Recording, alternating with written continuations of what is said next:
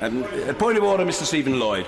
Thank you, Mr. Speaker. 4.5 weeks ago, Bishop James Jones published a report, Mr. Speaker, as you will know, in Gosport War Memorial Hospital that indicated at least 460 elderly people had died inadvertently by an infusion of opiates. I immediately wrote to the Prime Minister, expressing my gratitude that those relatives had finally got to the truth, but expressing their desire and demand for justice, and invited the Prime Minister for the government to implement a criminal inquiry.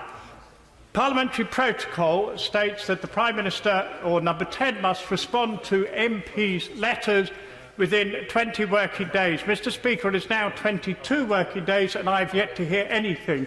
I would ask your advice how I could pursue this so that number 10 respond to my letter. Well, I must say I am disappointed to hear of the honourable gentleman's experience. I've always found the Prime Minister to be a person of unfailing courtesy. That has been my personal experience. I'm sorry if he's had a bad experience. In a sense, I think that my response to him is not altogether dissimilar to my response to the honourable gentleman who's just raised a point of order. By raising it on the floor of the House in this way, which he was obviously loath to have to do, but he has done, he should elicit a reply sooner rather than later.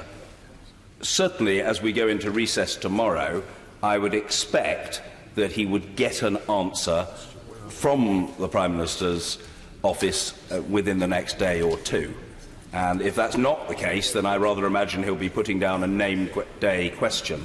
But it shouldn't be necessary for the honourable gentleman to do that. It is, if I may say so, it is important. At one time there was a considerable improvement in the speed of replies to written questions. It is important that standards are maintained, and if standards slip, then conventionally it has been the responsibility of the Leader of the House, and I know she takes it seriously, and possibly of the Whip's office, to ensure that those standards are restored. It's not a trifling matter, it is important, and I hope the honourable gentleman will be afforded the courtesy that is warranted.